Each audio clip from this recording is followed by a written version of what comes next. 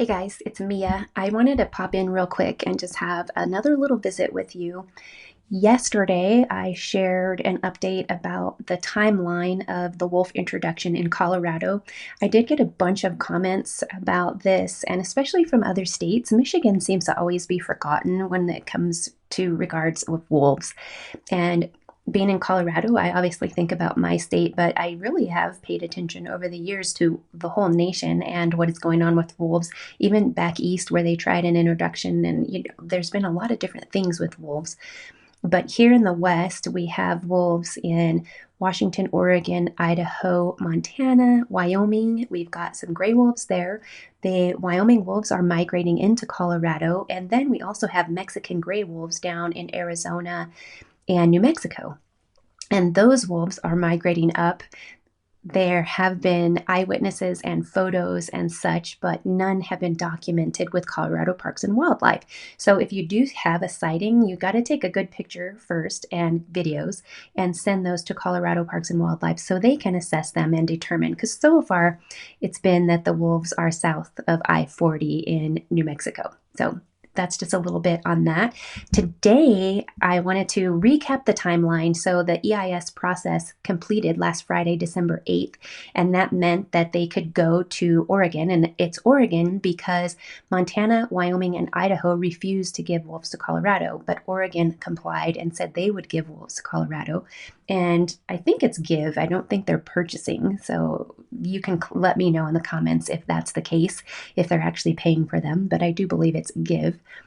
So, with that timeline, today is, let's see, what's today? December 12th, Tuesday. And what I want to do is give you an update because there is some breaking news, and people are kind of freaking out about this because the Cattlemen's Association, some people don't join these associations because they say they're doing nothing. But really, behind the scenes, these organizations are doing a lot of things.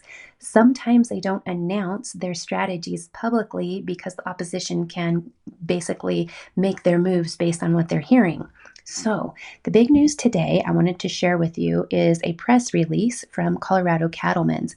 And this basically lets all of us know, lets the public know, it's an announcement that today the Cattlemen's Association and Gunnison Stock Growers Association filed a complaint in the United States District Court for the District of Colorado regarding the pending release of gray wolves in Colorado.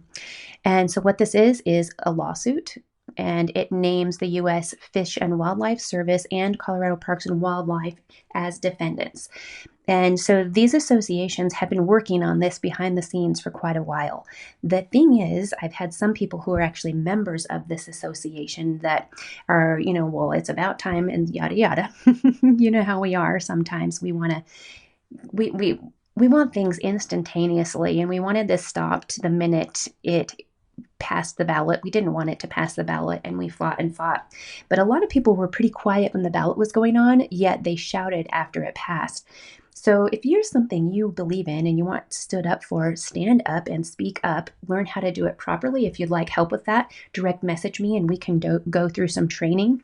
So the thing about this, and this is what is told to me from a fellow advocate for wildlife and for agriculture, they said everything had to be finalized before any action could be taken to establish any standing.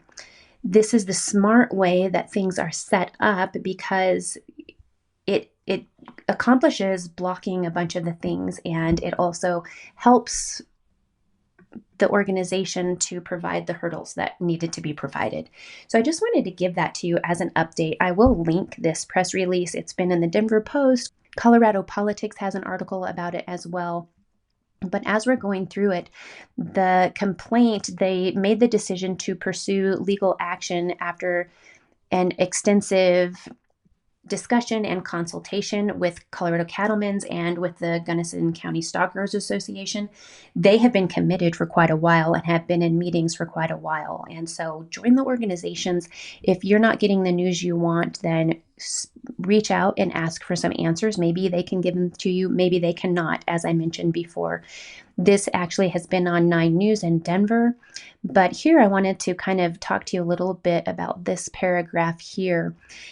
Andy Spann, a fifth generation rancher from Gunnison and the GCSA president, stated the impacts of wolf introduction, as would any other action of this magnitude, need to be properly reviewed to avoid unintended negative consequences to the natural environment, wildlife, and the people of the impacted communities.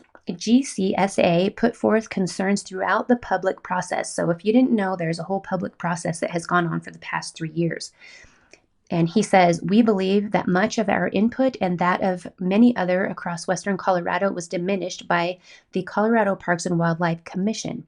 We regret that a course of litigation on this and other issues seems to be the only recourse left to have these concerns legitimately addressed. And I will say, I feel exactly the same as Mr. Spann.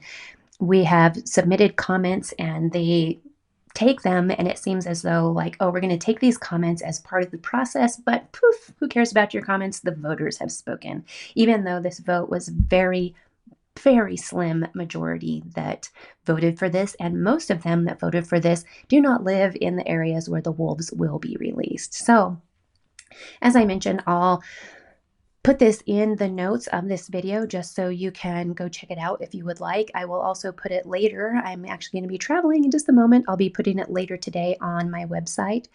And here from the Cattlemen's Association, I also wanted to share this quote.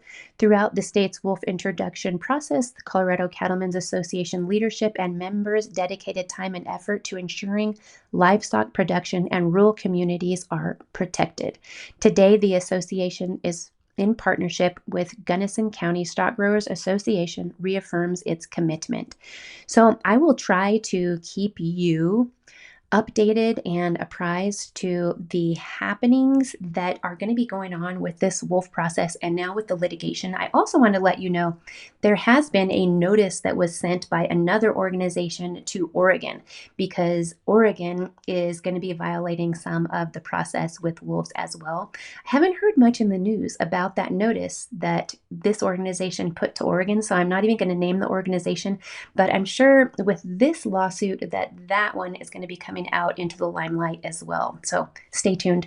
I will let you know as I hear about further information. And if you know something, let me know. I'd like to hear about it in the comments. Talk to you later.